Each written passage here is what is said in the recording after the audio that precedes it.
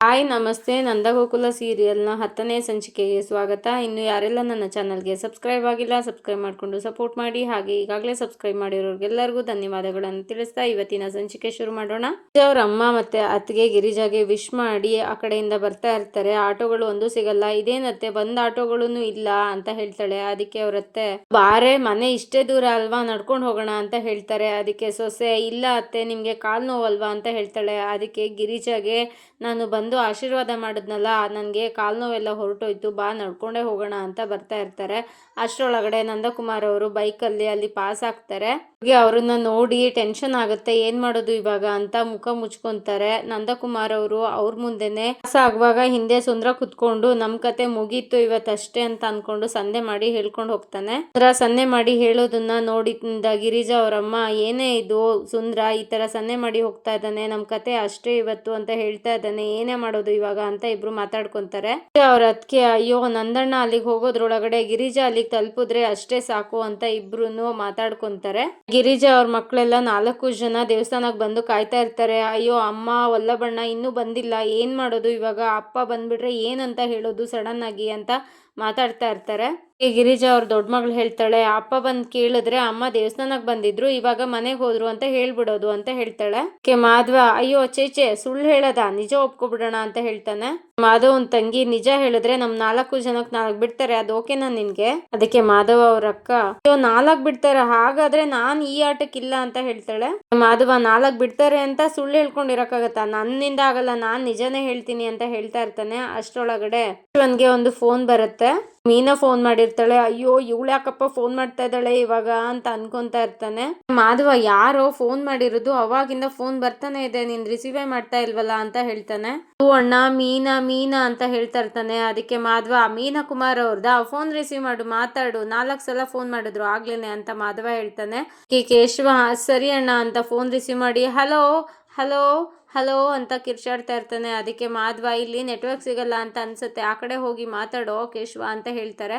ಅದಕ್ಕೆ ಕೇಶವ ಈ ಕಡೆ ಬಂದು ಹಲೋ ಮೀನು ಕುಮಾರ್ ಅವರೇ ಅಂತ ಹೇಳ್ತಾನೆ. ಆಮೇಲೆ ನೆನಪಾಗುತ್ತೆ, ಹಲೋ ಹೇಳಮ್ಮ ಮೀನಾ ಅಂತ ಹೇಳ್ತಾನೆ. ಇಂದ ಮೀನಾ ಲೋ ಕೇಶವ ಯಾಕೋ ಫೋನ್ ರಿಸೀವ್ ಮಾಡ್ತಾ ಇಲ್ಲ ಅಂತ ಹೇಳ್ತಾಳೆ. ಓ ಹೇಳಮ್ಮ ಬೇಗ, ನನ್ಗೆ ಏನೋ ಟೆನ್ಷನ್ ಅಲ್ಲಿ ಇದ್ದೀನಿ ಅಂತ ಕೇಶವ ಹೇಳ್ತಾನೆ. ಅದಕ್ಕೆ ಮೀನಾ ಅಯ್ಯೋ ನೀನ್ ಯಾವಾಗ್ಲೂ ಟೆನ್ಷನ್ ಅಲ್ಲೇ ಇರ್ತೀಯ, ಒಳ್ಳೆ ಟೆನ್ಷನ್ ಸಹವಾಸ ಆಯ್ತು, ಈಗ ಅತ್ತೆಗೆ ವಿಶ್ ಮಾಡ್ದೇನೋ ಅಂತ ಕೇಳ್ತಾಳೆ. ಅದಕ್ಕೆ ಕೇಶವ ಅತ್ತೆಗ ಇಲ್ಲ ಇನ್ನೂ ವಿಶ್ ಮಾಡಿಲ್ಲ ಅಂತ. ಅಯ್ಯೋ ನೀನು ವಿಶ್ ಮಾಡೋದ್ರೊಳಗಡೆ ಅತ್ತೆ ಬರ್ತ್ಡೇನೆ ಮುಗ್ದೋಗುತ್ತೆ ಅನ್ಸುತ್ತೆ, ಸರಿ ಅತ್ತೆಗೆ ಫೋನ್ ಕೊಡು ನಾನೇ ವಿಶ್ ಮಾಡ್ತೀನಿ ಅಂತ ಹೇಳ್ತಾಳೆ. ಒಳಗಡೆ ನಂದಕುಮಾರ್ ಅವ್ರು ಅಲ್ಲಿಗೆ ಬರ್ತಾರೆ. ಅದನ್ನ ನೋಡಿ ಕಿಶೋರ ಅಯ್ಯೋ ಅತ್ತೆ ಅಲ್ಲ ಮಾವನೇ ಬಂದ್ರು ಅಂತ ಹೇಳ್ತಾನೆ. ಮೀನಾ ಹಾಗಾದ್ರೆ ಮಾವಂದು ಇವತ್ತೇ ಬರ್ತಡೇನಾ ಅಂತ ಕೇಳ್ತಾಳೆ. ಅದಕ್ಕೆ ಕೇಶವ ಅಯ್ಯೋ ಬರ್ತಡೇ ಅಲ್ಲ, ನನ್ನ ಡೆತ್ ಡೇ, ಇಡು ಫೋನು ಅಂತ ಅಂದ್ಬಿಟ್ಟು ಸಡನ್ ಆಗಿ ಫೋನ್ ಕಟ್ ಮಾಡ್ತಾನೆ.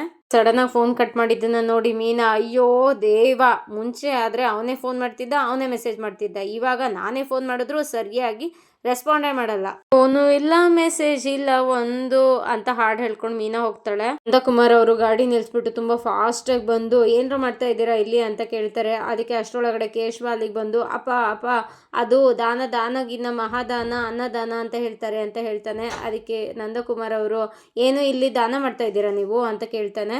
ಕೇಶವ ಅಲ್ಲಪ್ಪ ಇಲ್ಲಪ್ಪ ಅದು ದೇವಸ್ಥಾನದಲ್ಲಿ ಅನ್ನದಾನ ಇದೆ ಅಂತ ಅಂದ್ರು, ಅದಕ್ಕೆ ಊಟ ಮಾಡ್ಕೊಂಡು ಹೋಗೋಣ ಅಂತ ಬಂದ್ವಿ ಅಂತ ಹೇಳ್ತಾನೆ. ಅದಕ್ಕೆ ನಂದಕುಮಾರ್ ಅವರು ನಿಮ್ಮ ಏನ್ರು ಆಯ್ತು ನಿಮ್ಗೆ ಅಂತ ಹೇಳ್ತಾರೆ. ಅದಕ್ಕೆ ಕೇಶವ ಅದು ಅದು ಅಪ್ಪ ಅಂತ ಹೇಳ್ತಾ ಇರ್ತಾನೆ. ಅದಕ್ಕೆ ಸರಿ ನಿಮ್ಮಮ್ಮ ಗಿರಿಜಾ ಎಲ್ಲಿ ಅಂತ ಕೇಳ್ತಾರೆ. ಕೇಶವ ಅದು ಅದು ಅಮ್ಮ ಅಮ್ಮ ಅಮ್ಮ ಅಮ್ಮ ಇದ್ದಾರೆ ಅಂತ ಹೇಳ್ತಾನೆ. ಎಲ್ಲಿದ್ದಾರೆ ಅಂತ ಅವ್ರು ಕೇಳ್ತಾರೆ. ಅದಕ್ಕೆ ಅದು ದೇವಸ್ಥಾನದೊಳಗೆ ಹೋಗಿದ್ದಾರೆ ಅಂತ ಕೇಶವ ಹೇಳ್ತಾನೆ. ಸುಂದ್ರ ಇದ್ದದು ಅಯ್ಯೋ ಕೇಶವ ಕೇಶವ ಅಂತ ಹೇಳ್ತಾನೆ. ನಿನ್ಗೇನೋ ಆಯ್ತು ಅಂತ ನಂದಕುಮಾರ್ ಅವರು ಸುಂದ್ರಂಗ್ ಬೈತಾರೆ. ಬೈದ್ಬಿಟ್ಟು ಸರಿ ಗಿರಿಜನ್ ನೋಡ್ತೀನಿ ಅಂತ ಅಂದ್ಬಿಟ್ಟು ದೇವಸ್ಥಾನದೊಳಗಡೆ ಫಾಸ್ಟ್ ಆಗಿ ಹೋಗ್ತಾರೆ. ಯಾಕೋ ಕೇಶವ ಹಾಗಂತ ಹೇಳ್ದೆ, ಅಮ್ಮ ಪೂಜೆ ಮುಗಿಸ್ಕೊಂಡು ಮನೆಗೆ ಹೋದ್ರು ಅಂತ ಹೇಳ್ಬೇಕು ತಾನೆ ಅಂತ ಹೇಳ್ತಾರೆ. ಅಯ್ಯೋ ಅಕ್ಕ ಯಾವುದೋ ಒಂದು ಟೆನ್ಷನ್ ಅಲ್ಲಿ ಅಪ್ಪ ಬಂದ್ರು ಅನ್ನೋ ಟೆನ್ಷನ್ ಅಲ್ಲಿ ಏನೋ ಒಂದು ಹೇಳ್ದೆ ಬಿಡು ಅಂತ ಹೇಳ್ತಾನೆ. ಕೇಶವನ್ ತಂಗಿ ಈ ನಮ್ ಕೇಶವಣ್ಣನೇ ಹೀಗೆ ಗಣೇಶನ್ ಮಾಡು ಅಂದ್ರೆ ಅವ್ರ ಅಪ್ಪನ್ ಮಾಡ್ತಾನೆ ಅಂತ ಹೇಳ್ತಾಳೆ. ಅದಕ್ಕೆ ಅಯ್ಯೋ ದಡ್ಡಿ, ಇವಾಗ ದೇವಸ್ಥಾನದಿಂದ ಮುಗಿಸ್ಕೊಂಡು ಮನೆಗೆ ಹೋಗಿದ್ದಾರೆ ಅಮ್ಮ ಅಂತ ನಾನು ಹೇಳಿದ್ರೆ ಅಪ್ಪ ಆಲ್ರೆಡಿ ಮನೆಗೆ ಹೋಗಿ ಅಂಗಡಿಗೆ ಹೋಗಿ ಎಲ್ಲ ಬಂದಿದ್ದಾರೆ, ಇವಾಗ ಮತ್ತೆ ನಮ್ಗೆ ಬೈ ಅಲ್ವಾ, ಸುಮ್ನೆ ಇರು ಅಂತ ಬೈತಾನೆ. ಸುಂದ್ರ ಅಯ್ಯೋ ಬಾಬಾ ಇವಾಗ ಒಳಗೆ ಹೋಗಿದ್ದಾರೆ, ಇವಾಗ ಅಕ್ಕ ಇಲ್ಲ ಅಲ್ಲಿ ಅಂತಂದ್ರೆ ಏನ್ ಮಾಡೋದು ಇವಾಗ ಅಂತ ಹೇಳ್ತಾ ಇರ್ತಾರೆ. ಅಷ್ಟರೊಳಗಡೆ ಕೇಶವನ್ ಕಣ್ಣಿಗೆ ಮತ್ತೆ ಗಿರಿಜಾ ಅವರು ಬಂದಿದ್ದು ಕಾಣಿಸುತ್ತೆ. ಅಲ್ಲಿ ಸುಳ್ಳು ಸತ್ಯ ಆಗೋ ಟೈಮ್ ಬಂದೇ ಬಿಡ್ತು, ಅಲ್ಲಿ ನೋಡಿ ವಲ್ಲಭ ಮತ್ತೆ ಅಮ್ಮ ಬಂದಿದ್ದಾರೆ ಇದಾಯ್ತು ಅಂತ ಹೇಳ್ತಾನೆ. ಗಿರೀಜ್ ಅವರು ಮತ್ತೆ ವಲ್ಲಭ ಗಾಡಿನ ಬೇಗನೆ ನಿಲ್ಸ್ಬಿಟ್ಟು ಓಡ್ ಬರ್ತಾರೆ. ಅಯ್ಯೋ ಸುಂದ್ರ, ನಿಮ್ ಬಾವ ಬಂದ್ಬಿಟ್ರೇನೋ, ಒಳಗ್ ಹೋದ್ರೇನೋ ಅಂತ ಕೇಳ್ತಾಳೆ ಬಂದು. ಸೀತೆನ ಹುಡುಕೊಂಡು ಹಂಗೆ ಒಳಗಡೆ ಹೋಗಾಯ್ತು ಆಗ್ಲೇ ನಿಮ್ಮನ್ನ ಹುಡುಕೊಂಡು ಅಂತ ಸುಂದ್ರ ಹೇಳ್ತಾನೆ. ಅದಕ್ಕೆ ಗಿರೀಜ ಅವರು ಅಯ್ಯಯ್ಯೋ ಅಯ್ಯಯ್ಯೋ ಏನ್ ಮಾಡ್ಲಿ ಇವಾಗ ಅಂತ ಯೋಚನೆ ಮಾಡ್ತಿರ್ತಾಳೆ. ಕಡೆ ಗಿರಿಜ ಕಣ್ಣಿಗೆ ಈ ಕಡೆ ಪೂಜಾರಿ ನೀರ್ನ ಹೊತ್ಕೊಂಡ್ ಬರ್ತಾ ಇರೋದು ಕಣ್ಣಿಗೆ ಕಾಣಿಸುತ್ತೆ. ನೀರ್ನ ನನ್ನ ತಲೆ ಮೇಲೆ ಸುರ್ಕೊಂಡ್ರೆ ಸರಿ ಹೋಗುತ್ತೆ ಅಂತ ಅನ್ಕೊಂಡು ಅವ್ರ ಹತ್ರಕ್ಕೆ ಓಡ್ ಬರ್ತಾಳೆ. ಅವ್ರ ಹತ್ರ ಓಡ್ ಬಂದು ಅವ್ರ ಕೈಯಲ್ಲಿ ಇದ್ದಿದ್ದ ಬಿಂದಿಗೆನ ನೀರ್ ತಗೊಂಡು ತನ್ನ ತಲೆ ಮೇಲೆ ತಾನೇನೆ ಸುರ್ಕೊಂತಾಳೆ. ಇವರೆಲ್ಲರೂ ಯಾಕೆ ಹಿಂಗೆ ನಮ್ಮಮ್ಮ ಸುರ್ಕೊಂತಾ ಇದ್ದಾಳೆ ನೀರನ್ನ ಅಂತ ಎಲ್ಲರೂ ಯೋಚನೆ ಮಾಡ್ತಾ ನಿಂತಿರ್ತಾರೆ. ಏನಾಗಿದೆ ಅಕ್ಕ, ಯಾಕೆ ಏನು ಹುಚ್ಚಿಡ್ದಂಗೆ ಆಡ್ತಾ ಇದ್ದಾಳಲ್ಲ ಅಂತ ಅಂದ್ಬಿಟ್ಟು ಸುಂದರ ಕುಂಡ ನಮ್ಮ ಅಕ್ಕನಿಗೆ ಟೋಟಲ್ ಆಗಿ ಹುಚ್ಚಿಡ್ಬಿಟ್ಟಿದೆ, ಅಯ್ಯೋ ಟೋಟಲ್ ಆಗಿ ಹುಚ್ಚಿಡ್ಬಿಟ್ಟಿದೆ ಅಂತ ಹೇಳ್ತಾ ಇರ್ತಾನೆ. ಈ ಗಿರಿಜಾ ಸರ್ಕೊಳ್ರು ಅದು ಯಾವುದು ಅಲ್ಲ ಅಂತ ಅಂದ್ಬಿಟ್ಟು ಗೋವಿಂದ ಗೋವಿಂದ ಅಂತ ಅಂದ್ಬಿಟ್ಟು ಉರುಳು ಸೇವೆ ಮಾಡೋದಕ್ಕೆ ಶುರು ಮಾಡ್ತಾಳೆ. ಎಲ್ರೂ ಅಕ್ಕ ಅಕ್ಕ ಅಂತ ಅಂತಿರ್ತಾನೆ ಸುಂದ್ರ. ಗಿರಿಜಾ ಅಯ್ಯೋ ನನಗ್ ತಲೆ ಕೆಟ್ಟೋಗಿಲ್ಲ ಕಣೋ ಸುಂದ್ರ, ದೇವಸ್ಥಾನಕ್ಕೆ ಏನಕ್ಕೆ ಬರ್ತಾರೆ ಹೇಳು, ಗಂಡನ ಆಯಸ್ಸು ಚೆನ್ನಾಗಿರ್ಲಿ ಗಟ್ಟಿಯಾಗಿರ್ಲಿ ಅಂತ ಆಶೀರ್ವಾದ ತಗೊಳಕ್ಕೆ ಉರುಳು ಸೇವೆ ಮಾಡಕ್ ಬರ್ತಾರೆ ಅಂತ ಗಿರಿಜಾ ಹೇಳ್ತಾಳೆ. ಸುಂದ್ರ ಹೇಳ್ತಾನೆ, ಅಕ್ಕ ಉರುಳು ಸೇವೆ ಮಾಡೋದು ರೋಡ್ನಲ್ಲೆಲ್ಲ ಒಳಗಡೆ ದೇವಸ್ಥಾನದ ಒಳಗಡೆ ಬಾ ಅಂತ ಅಂದ್ಬಿಟ್ಟು ಅವ್ರನ್ನ ಕರ್ಕೊಂಡು ಅಲ್ಲಿಂದ ದೇವಸ್ಥಾನದ ಒಳಗಡೆ ಎಲ್ಲರೂ ಓಡ್ ಬರ್ತಾರೆ. ಕುಮಾರ್ ಅವರು ದೇವಸ್ಥಾನ ಸುತ್ತ ಎಲ್ಲ ಹುಡುಕ್ತಾ ಇರ್ತಾರೆ. ಗಿರಿಜಾ ಎಲ್ಲಿ ಅಂತ ಅಂದ್ಬಿಟ್ಟು ದೇವಸ್ಥಾನ ಸುತ್ತ ಮೂಲೆ ಮೂಲೆನಲ್ಲೂ ಹುಡ್ಕೊಂಡ್ ಬರ್ತಾ ಇರ್ತಾರೆ. ಆದ್ರೆ ಅಲ್ಲೆಲ್ಲೂ ಇರೋದಿಲ್ಲ. ಗಿರಿಜಾ ಅವ್ರ ಅಣ್ಣ ಅವ್ರಿಬ್ರು ದೇವಸ್ಥಾನಕ್ಕೆ ಬಂದು ಗಿರಿಜಾ ಹೆಸರಲ್ಲಿ ಪೂಜೆನ ಮಾಡಿಸ್ತಾರೆ. ಪೂಜಾರರು ಅವರ ಪ್ರತಿ ನಕ್ಷತ್ರ ಮೀನರಾಶಿ ಅದರಲ್ಲಿ ಪೂಜೆ ಮಾಡಿ ಅಂತ ಕೇಳ್ತಾರೆ. ಅದಕ್ಕೆ ಅರ್ಚಕರು ಮದ್ವೆ ಆಗಿದ್ರೆ ಅವ್ರದ್ದು ಪತಿದು ನಕ್ಷತ್ರ ಗೋತ್ರನ ಹೇಳಿ ಅಂತ ಕೇಳ್ತಾರೆ. ಅದಕ್ಕೆ ಅವ್ರ ಅಣ್ಣ ಇದ್ದವರು ಯಾಕೆ ಅರ್ಚಕ್ರೆ ಹೊಸಬ್ರ ನೀವು, ಗೊತ್ತಿಲ್ವಾ ನಾವ್ ಯಾವಾಗ್ಲೂ ಪೂಜೆ ಮಾಡೋದು ಅಂತ ಗದ್ರುತ್ತಾರೆ. ಅದಾದ್ಮೇಲೆ ಅವ್ರು ಹೋಗಿ ಸರಿ ಆಯ್ತು ಅಂತ ಅಂದ್ಬಿಟ್ಟು ದೇವಸ್ಥಾನದಲ್ಲಿ ಅರ್ಚನೆನ ಮಾಡ್ತಾರೆ ಗಿರಿಜಾ ಹೆಸರಲ್ಲಿ. ಮಂಗಳಾರತಿಯನ್ನ ತಗೊಳ್ತಾರೆ.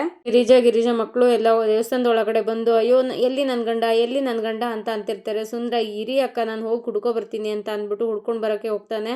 ಆ ಕಡೆಯಿಂದ ನಂದಕುಮಾರ್ ಅವ್ರು ಬರ್ತಾ ಇರ್ತಾರೆ. ಅದನ್ನ ನೋಡಿ ನಾನಿನ್ನ ಬಿಡಲಾರೆ ಸಿನಿಮಾದಲ್ಲಿ ಅನಂತ್ ನಾಗು ಲಕ್ಷ್ಮಿನ ಹುಡ್ಕೊಂಡ್ ಬಂದಂಗೆ ಹುಡ್ಕೊಂಡ್ ಬರ್ತಾ ಇದಾರೆ ಅಕ್ಕ ಭಾವ ಅಂತ ಹೇಳ್ತಾರೆ. ಅದಕ್ಕೆ ಗಿರಿಜಾ ಅಯ್ಯೋ ನಾನೇನ್ ಮಾಡ್ಲಿ ಅಂತ ಹೇಳ್ತಿರ್ತಾಳೆ. ಅದಕ್ಕೆ ಕೇಶವ ಅಯ್ಯೋ ಅಮ್ಮ ಇವಾಗ ನೀನು ಉರುಳು ಸೇವೆ ಮಾಡ್ಬೇಕು ಅಂತ ಹೇಳ್ತಾನೆ. ಅವಾಗ ಅವಳು ಉರುಳು ಸೇವೆ ಮಾಡೋದಕ್ಕೆ ಶುರು ಮಾಡ್ತಾಳೆ. ನಂದಕುಮಾರ್ ಅವರು ಗಿರಿಜಾ ಉರುಳು ಸೇವೆ ಮಾಡ್ತಾ ಇರೋದನ್ನ ನೋಡಿ ಅಲ್ಲಿಗೆ ಬಂದು ಗಿರಿಜಾ ಅಂತ ಕರೀತಾರೆ. ಗಿರಿಜಾ ಶಾಕ್ ಆಗಿ ಬಂದ್ರ ಅಂತ ಅನ್ಕೊಂಡು ಖುಷಿಯಿಂದ ನಗ್ನಗ್ತಾ ಗಾಬರಿಯಿಂದ ನಿಂತ್ಕೊಂತಾಳೆ.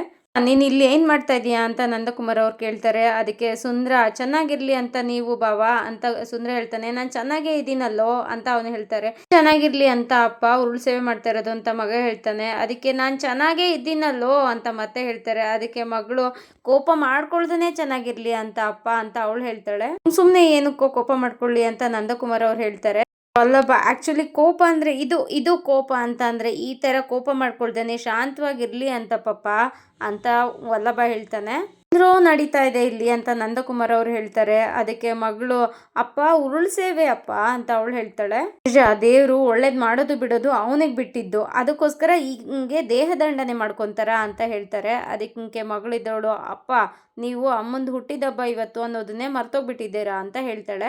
ಅಮ್ಮ ಎಷ್ಟೊಂದು ಬೇಜಾರಾಗಿದ್ದಾಳೆ ಗೊತ್ತಾ, ಮೊದಲು ಅವಳಿಗೆ ವಿಶ್ ಮಾಡಿ ಅಂತ ಹೇಳ್ತಾಳೆ. ಅದಕ್ಕೆ ನಾನೇನ್ ಮರ್ತೋಗಿಲ್ಲ ಮಗಳೇ, ನನಗೂ ನೆನಪಿದೆ ಅಂತ ನಂದಕುಮಾರ್ ಅವ್ರು ಹೇಳ್ತಾರೆ. ನನ್ನ ಕೈಯಲ್ಲಿದ್ದನ್ನ ಸೀರೆನ ಇಸ್ತು ಗಿರಿಜಾಗೆ ಕೊಟ್ಟು ಹುಟ್ಟುಹಬ್ಬದ ಶುಭಾಶಯಗಳು ಗಿರಿಜಾ ಅಂತ ಅಂದ್ಬಿಟ್ಟು ಹೇಳ್ತಾರೆ. ಎಲ್ಲರೂ ಮುಖದಲ್ಲೂ ಸಂತೋಷ ಅನ್ನೋದು ಮೂಡುತ್ತೆ. ಗಿರಿಜಾ ಮುಖದಲ್ಲೂ ತುಂಬಾನೇ ಖುಷಿ ಕಾಣಿಸುತ್ತೆ. ತುಂಬಾನೇ ಖುಷಿ ಆಗ್ತಾಳೆ ಗಿರಿಜಾ.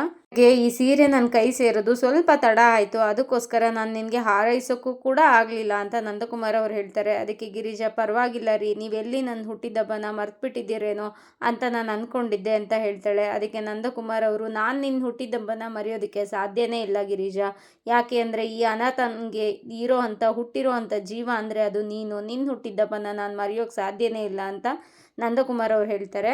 ನಿನಗೆ ಸೀರೆ ಇಷ್ಟ ಆಯ್ತಾ ಅಂತ ಕೇಳ್ತಾರೆ. ಅದಕ್ಕೆ ತುಂಬ ಇಷ್ಟ ಆಯಿತು ರೀ, ತುಂಬ ಚೆನ್ನಾಗಿದೆ, ಥ್ಯಾಂಕ್ ಯು ಅಂತ ಗಿರಿಜಾ ಹೇಳ್ತಾಳೆ. ಅದಕ್ಕೆ ನಂದಕುಮಾರ್ ಅವರು ನೀನು ಇಳ್ಕಲ್ ಸೀರೆ ಇಷ್ಟಪಟ್ಟಿದ್ಯಲ್ಲ ಅದಕ್ಕೆ ತಂದೆ, ನಿನ್ಗೆ ಇಷ್ಟ ಆಗುತ್ತೆ ಅಂತ, ಇಷ್ಟ ಆಯ್ತಾ ಅಂತ ಕೇಳ್ತಾರೆ. ಅದಕ್ಕೆ ಹ್ಞೂ ಅಂತ ಹೇಳ್ತಾಳೆ. ಅದಾದಮೇಲೆ ಕೇಶವ ಇದ್ದವನು ಸಡನ್ನಾಗಿ ನೋಡು ಅಪ್ಪ ಇವಾಗ ಅಮ್ಮನ ಮುಖದಲ್ಲಿ ಎಷ್ಟೊಂದು ಖುಷಿ ಕಾಣಿಸ್ತಾ ಇದೆ, ಇವಾಗ ಒಂದು ಕಳೆ ಬಂತು, ಬೆಳಗ್ಗೆ ಕೇಕ್ ಕಟ್ ಮಾಡಿದಾಗಲೂ ಅವಳ ಮುಖದಲ್ಲಿ ಒಂಚೂರು ಖುಷಿನೇ ಇರಲಿಲ್ಲ, ಅಂತ ಇದ್ಲು ಅಂತ ಹೇಳ್ತಾನೆ. ಕೇಶವೋ ಅಂತ ಸನ್ನೆ ಮಾಡ್ತಾರೆ. ಅಷ್ಟರೊಳಗಡೆ ನಂದಕುಮಾರ್ ಅವರು ಕೇಕ್ ಅಂತ ಕೇಳ್ತಾರೆ. ಅದಕ್ಕೆ ವಲ್ಲಭ ಇದ್ದವನು ಅದು ಪಾಪ ಬೆಳಗ್ಗೆ ಅಮ್ಮ ಕೇಸರಿ ಬಾತ್ ಮಾಡಿದ್ದು, ಕೇಕ್ ಇರ್ಲಿಲ್ವಲ್ಲ ಅದಕ್ಕೆ ಅದನ್ನೇ ಕಟ್ ಮಾಡಿದ್ವಿ, ಅದನ್ನ ಹೇಳ್ತಾ ಇದ್ದಾನೆ ಅಣ್ಣ ಅಷ್ಟೇ ಅಂತ ವಲ್ಲಭ ಹೇಳ್ತಾನೆ. ರೀ ನನಗೆ ಆಶೀರ್ವಾದ ಮಾಡ್ರಿ ಅಂತ ಕೇಳ್ತಾಳೆ. ಅದಕ್ಕೆ ನಂದಕುಮಾರ್ ಅವರು, ಅಯ್ಯೋ ದೇವಸ್ಥಾನಕ್ಕೆ ಬಂದು ನನ್ನ ಆಶೀರ್ವಾದ ಕೇಳ್ತಾ ಇದೆಯಲ್ಲ ಗಿರಿಜಾ ಅಂತ ನಂದಕುಮಾರ್ ಅವರು ಹೇಳ್ತಾರೆ. ಅದಕ್ಕೆ ಗಿರಿಜಾ, ನನ್ನ ಪಾಲಿಗೆ ನೀವೇ ದೇವರು ರೀ ಅಂತ ಗಿರಿಜಾ ಹೇಳ್ತಾಳೆ. ನಂದಕುಮಾರ್ ಅವರು, ಸರಿ ಎಲ್ಲರೂ ಒಳಗೆ ಬನ್ನಿ ಪೂಜೆಗೆ ಹೋಗೋಣ ಅಂತ ಅಂದ್ಬಿಟ್ಟು ಎಲ್ಲರನ್ನೂ ಕರೀತಾರೆ. ಎಲ್ಲರೂ ದೇವಸ್ಥಾನದೊಳಗಡೆ ಹೋಗ್ತಾರೆ ಪೂಜೆಗೆ ಅಂತ ಅಂದ್ಬಿಟ್ಟು. ದೇವಸ್ಥಾನದೊಳಗಡೆ ಎಂಟ್ರಿ ಆಗುವಾಗ ಗಿರಿಜಾ ಅವ್ರ ಅಣ್ಣಂದಿರು ಆ ಕಡೆಯಿಂದ ಹೊರಗಡೆ ಬರ್ತಾರೆ. ಅವರು ಗಿರಿಜಾ ಹೆಸರಲ್ಲಿ ಪೂಜೆನ ಮಾಡಿಸಿ ಇವರು ಅರ್ಚಕರ ಹತ್ರ ಹೋಗ್ತಾರೆ. ಯಾರ ಹೆಸರಲ್ಲಿ ಪೂಜೆನ ಮಾಡಬೇಕು ಅಂತ ಕೇಳ್ತಾರೆ. ಅದಕ್ಕೆ ನಂದಕುಮಾರ್ ಅವರು ಗಿರಿಜಾ ಅನ್ನೋ ಹೆಸರಿನಲ್ಲಿ ಅಂತ ಕೇಳ್ತಾರೆ. ಅದಾದಮೇಲೆ ರಾಶಿ ನಕ್ಷತ್ರನ ಕೇಳ್ತಾರೆ. ಅದಕ್ಕೆ ರಾಶಿ ನಕ್ಷತ್ರನೂ ಅವರು ನಂದಕುಮಾರ್ ಅವರು ಹೇಳ್ತಾರೆ. ಅದೇ ಹೆಸರಲ್ಲಿ ಸೇಮ್ ಹೆಸರಲ್ಲಿ ಎರಡೆರಡು ಸಲ ಪೂಜೆ ಆಗ್ತಾ ಇದೆಯಲ್ಲ ಅಂತ ಅನುಮಾನ ಮಾಡ್ತಾ ಇರ್ತಾರೆ. ಅದಕ್ಕೆ ನಂದಕುಮಾರ್ ಅವರು, ಯಾಕೆ ಅರ್ಚಕ್ರೆ ಅನುಮಾನದಿಂದ ನೋಡ್ತಾ ಇದ್ದೀರಲ್ಲ ಅಂತ ಕೇಳ್ತಾರೆ. ಅದಕ್ಕೆ ಏನಿಲ್ಲ ಅಂತ ಅಂದ್ಬಿಟ್ಟು ಪೂಜೆನ ಮುಂದುವರಿಸ್ತಾರೆ. ಎಲ್ರು ತುಂಬಾ ಖುಷಿಯಿಂದ ಎಲ್ರು ಮಂಗಳಾರತಿನ ತಗೊಂತಾರೆ. ಗಿರಿಜಾ ಅವರ ಅಣ್ಣಂದಿರು, ನಾವು ನಮ್ಮ ತಂಗಿ ಬರ್ತಡೇನ ಊರಿಗೆಲ್ಲ ಊಟ ಹಾಕಿ ಎಷ್ಟು ಗ್ರ್ಯಾಂಡಾಗಿ ಮಾಡ್ತಾ ಇದ್ವಿ, ಆದರೆ ಈ 30 ವರ್ಷದಿಂದ ಅವಳ ಬರ್ತಡೇನ ಕದ್ದು ಮುಚ್ಚಿ ಮಾಡೋ ಹಾಗೆ ಮಾಡ್ಬಿಟ್ನಲ್ಲ ಅವನು ನಂದ ಅಂತ ಬೈಕೊಂತಾ ಇರ್ತಾರೆ ಇಬ್ರು. ಹೊಟ್ಟೆಗೆ ಊಟ ಮಾಡಿಲ್ಲ, ಕಣ್ತುಂಬ ನಿದ್ದೆ ಮಾಡಿಲ್ಲ, ಆ ಥರ ಮಾಡ್ಬಿಟ್ನಲ್ಲ ಅವನು ಅಂತ ಬರ್ತಾ ಇರ್ತಾರೆ. ಅಷ್ಟರೊಳಗಡೆ ಪ್ರಸಾದ ಕೊಡ್ತಾ ಇರ್ತಾರೆ. ಸ್ವಾಮಿ ಪ್ರಸಾದ ತಗೊಳ್ಳಿ ಅಂತ ಹೇಳ್ತಾರೆ. ಅದಕ್ಕೆ ಗಿರಿಜಾ ಅವ್ರ ಅಣ್ಣ, ಬೇಡ ನಮಗೆ ಅಂತ ಹೇಳ್ತಾರೆ. ಆದರೆ ದೇವಸ್ಥಾನದ ಪ್ರಸಾದನ ಬೇಡ ಅನ್ಬಾರ್ದು ಅಂತ ಅಂದ್ಬಿಟ್ಟು ಇಬ್ರು ಇಸ್ಕೊಂಡು ಬಂದು ತಿಂತಾ ಇರ್ತಾರೆ. ಪ್ರಸಾದನ ತಿನ್ನುವಾಗ ಗಿರಿಜಾ ಅವ್ರ ಚಿಕ್ಕಣ್ಣ, ಅಣ್ಣ ಪ್ರಸಾದನ ತುಂಬ ಚೆನ್ನಾಗಿ ಮಾಡಿದ್ದಾರೆ, ಯಾರು ತುಂಬ ಒಳ್ಳೆ ಮನಸ್ಸಿರೋರೆ ಮಾಡಿಸಿದ್ದಾರೆ ಅಂತ ಅನ್ಸುತ್ತೆ ಅಂತ ಹೇಳ್ತಾನೆ. ನಂದಕುಮಾರ್ ಫ್ಯಾಮಿಲಿ ಅವರು ಪ್ರಸಾದ ಕೊಡೋ ಜಾಗಕ್ಕೆ ಬಂದು, ರಾಜು ಅಣ್ಣ ಚೆನ್ನಾಗಿ ಎಲ್ಲರಿಗೂ ಪ್ರಸಾದ ಕೊಡ್ತಾ ಇದ್ದೀರ ತಾನೇ, ಎಲ್ರಿಗೂ ಕೊಡಿ, ಇದು ನನ್ನ ಹೆಂಡತಿಗೋಸ್ಕರ ಮಾಡಿಸಿದ್ದು, ನನ್ನ ಹೆಂಡತಿ ಹುಟ್ಟಿದಬ್ಬ ಇವತ್ತು ಅಂತ ಹೇಳ್ತಾರೆ. ಅದಕ್ಕೆ ಗಿರಿಜಾ, ಏನ್ರಿ ನನಗೆ ಗೊತ್ತಿಲ್ದೇ ಪ್ರಸಾದ ಎಲ್ಲ ಮಾಡಿಸಿದ್ದೀರಾ ಅಂತ ಕೇಳ್ತಾಳೆ. ಅದಕ್ಕೆ ನೀನು ಖುಷಿ ಆಯಿತು ತಾನೇ, ಅಷ್ಟು ಸಾಕು ನನಗೆ ಅಂತ ಅವ್ರು ಹೇಳ್ತಾರೆ. ಅದಕ್ಕೆ ಅವರು, ನಿಮ್ಮ ಹೆಂಡತಿ ತುಂಬಾ ಪುಣ್ಯ ಮಾಡಿದ್ರು, ನಿಮ್ಮ ಹೆಂಡತಿ ಹುಟ್ಟಿದ ಹಬ್ಬದಕ್ಕೆ ನೀವು ಪ್ರಸಾದ ಹಂಚ್ತಾ ಇದ್ದೀರಲ್ಲ ಅಂತ ಹೇಳ್ತಾರೆ. ಅಷ್ಟರೊಳಗಡೆ ಎದುರುಗಡೆ ಗಿರಿಜಾ ಅವ್ರ ಅಣ್ಣ ಅವ್ರು ಇರೋದನ್ನ ನೋಡ್ತಾರೆ ನಂದಕುಮಾರ್ ಅವರು. ಅವ್ರಿಗೆ ಅರ್ಥ ಆಗೋ ರೀತಿನಲ್ಲಿ, ರಾಜು ನನ್ನ ಹೆಂಡತಿನ ನಾನು ಮದುವೆ ಆದಾಗ ನನಗೆ ಅವಳಿಗೂ ಊಟ ಹಾಕೋಕ್ ಆಗಲ್ಲ ಏನೋ ಅಂತ ಕೆಲವೊಬ್ರು ಅಂತ ಅನ್ಕೊಂಡಿದ್ರು. 4 ಜನಕ್ಕೆ ಊಟ ಹಾಕೋವಷ್ಟು ನಾನಿದ್ದೀನಿ, ಯಾರಿಗೂ ಮಿಸ್ ಮಾಡ್ದೇನೆ ಒಬ್ರಿಗೂ ತಪ್ಪಿಸ್ತಾನೆ ಪ್ರಸಾದನ ಹಂಚು ಅಂತ ಹೇಳ್ತಾರೆ. ಹೇಳ್ಬಿಟ್ಟು ಮುಂದೆ ಪಾಸ್ ಆಗ್ತಾರೆ. ಆವಾಗ ಅವ್ರ ಅಣ್ಣಂದಿರು ಅಲ್ಲಿ ಮುಂದೆ ಬರ್ತಾರೆ, ಮುಖಾಮುಖಿ ಆಗ್ತಾರೆ. ಅಷ್ಟರೊಳಗಡೆ ನಂದಕುಮಾರ್ಗೆ ಯಾವುದೋ ಫೋನ್ ಬರುತ್ತೆ, ಹೋಗ್ಬಿಡ್ತಾರೆ. ಆವಾಗ ಅಲ್ಲಿ ಪ್ರಸಾದವಾಗಿ ಇದ್ದಿದ್ದು ಹೂವು ಕೆಳಗಡೆ ಬೀಳುತ್ತೆ. ಗಿರೀಶ ಅದನ್ನು ತಗೊಳೋಕೆ ಕೆಳಗಡೆ ಬಗ್ಗಿ ಅವ್ರ ಅಣ್ಣನ ಆಶೀರ್ವಾದನ ತಗೊಳೋಕೆ ಅಂತ ಅಂದ್ಬಿಟ್ಟು ಮುಂದಾಗ್ತಾಳೆ. ಅಷ್ಟರೊಳಗಡೆ ನಂದಕುಮಾರ್ ಅವರು ಬಂದು ಅವಳ ಕೈನ ಹಿಡ್ಕೊಂಡು ತಡೀತಾರೆ. ಅಲ್ಲಿಂದ ಎಬ್ಬಿಸ್ಕೊಂಡು, ಏನ್ ಮಾಡ್ತಾ ಇದೀಯಾ ಗಿರಿಜಾ ನೀನು, ಆಶೀರ್ವಾದ ನಿನಗೆ ಬೇಕಾಗಿಲ್ಲ, ಬಾ ಗಿರಿಜಾ ಬಾ ಅಂತ ಅಂದ್ಬಿಟ್ಟು ಕೈ ಹಿಡ್ಕೊಂಡು ಅಲ್ಲಿಂದ ನಂದಕುಮಾರ್ ಅವರು ಗಿರಿಜಾನ ಕರ್ಕೊಂಡು ಹೊರಡ್ತಾರೆ. ಅವ್ರ ಮಕ್ಕಳು ಕೂಡ ಅವ್ರ ಹಿಂದೆನೆ ಹೋಗ್ತಾರೆ. ಮನೆಗೆ ಬಂದಾದ್ಮೇಲೆ ನೈಟು ಗಿರಿಜಾ, ಅಡುಗೆ ರೆಡಿ ಇದೆ, ಬನ್ನಿ ಊಟ ಮಾಡಿ, ನಾನು ಮಕ್ಕಳನ್ನ ಕರ್ಕೊಂಡು ಬರ್ತೀನಿ ಅಂತ ಹೇಳ್ತಾಳೆ. ಅದಕ್ಕೆ ನಂದಕುಮಾರ್ ಅವರು, ಬಾ ಗಿರಿಜಾ ಇಲ್ಲಿ ಕುತ್ಕೋ ಅಂತ ಕರೀತಾರೆ. ಏನ್ರಿ ಏನಾಯ್ತು ಅಂತ ಅವಳು ಕೇಳ್ತಾಳೆ. ಅದಕ್ಕೆ, ಅಲ್ಲ ಗಿರಿಜಾ ನೀನು ಸಂತೋಷವಾಗಿದೀಯಾ ಅಂತ ಕೇಳ್ತಾರೆ. ಅದಕ್ಕೆ ಗಿರಿಜಾ, ತುಂಬ ಖುಷಿಯಾಗಿದ್ದೀನಿ ರೀ, ನನಗೋಸ್ಕರ ನಮ್ಮ ಮಕ್ಳಿಗೋಸ್ಕರ ನಿಮ್ಮ ಜೀವನೇ ಸವಿಸ್ತಾ ಇದ್ದೀರಾ, ಅದಕ್ಕಿಂತ ಇನ್ನೇನು ಭಾಗ್ಯ ಬೇಕು ನಮಗೆ ಅಂತ ಅವಳು ಹೇಳ್ತಾಳೆ. ಅದಕ್ಕೆ, ಅಲ್ಲ ಗಿರಿಜಾ, ನಾನು ನಿನಗೆ ಚಿನ್ನದ ತಟ್ಟೆ ಕೊಡ್ಬೋದು, ಏನೇ ಕೊಡ್ಬೋದು, ಆದರೆ ನೀನು ತವ್ರ ಮನೆಯೇ ತ್ಯಾಗ ಮಾಡಿ ಬಂದಿದ್ಯಾ, ಆ ಪ್ರೀತಿನ ನನಗೆ ಕೊಡೋಕ್ಕಾಗಲ್ಲ ಅಲ್ವಾ, ಆ ಕೊರಗು ನನ್ನನ್ನು ಯಾವಾಗಲೂ ಕೊರಗ್ತಾ ಇರುತ್ತೆ ಅಂತ ನಂದಕುಮಾರ್ ಅವ್ರು ಹೇಳ್ತಾರೆ. ಅದಕ್ಕೆ ಗಿರಿಜಾ, ಅಲ್ಲ ರೀ, ಪ್ರತಿಯೊಂದು ಹೆಣ್ಣಿಗೂ ಮದುವೆಗಿನ್ನ ಮುಂಚೆ ಒಂದು ಆಸೆ ಇರುತ್ತೆ, ದೇವ್ರ ಥರ ಗಂಡ ಬೇಕು ಅಂತ.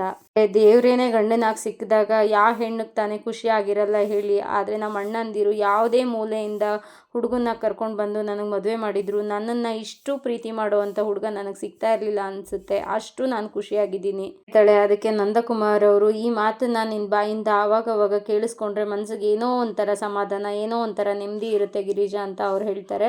ಇದಾಗಿತ್ತು ಇವತ್ತಿನ ಸಂಚಿಕೆ. ಈ ಸಂಚಿಕೆ ಇಷ್ಟ ಆಗಿದ್ರೆ ಒಂದು ಲೈಕ್ ಕೊಟ್ಟು ಶೇರ್ ಮಾಡಿ, ಕಮೆಂಟ್ ಬಾಕ್ಸಲ್ಲಿ ಕಮೆಂಟ್ ಮಾಡಿ ತಿಳಿಸಿ ಹೇಗಾಗಿತ್ತು ಈ ಸಂಚಿಕೆ ಅಂತ. ಮುಂದಿನ ಸಂಚಿಕೆಯಲ್ಲಿ ಸಿಗೋಣ. ಅಲ್ಲಿವರೆಗೂ take care, bye, thank you.